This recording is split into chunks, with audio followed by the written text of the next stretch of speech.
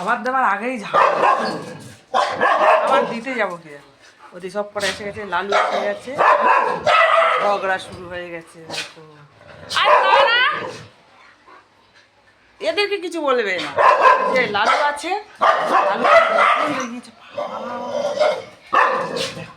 খাবার কি করে দিতে যাবে, সব খাবার সব সাজিয়ে রেখে দিয়েছে।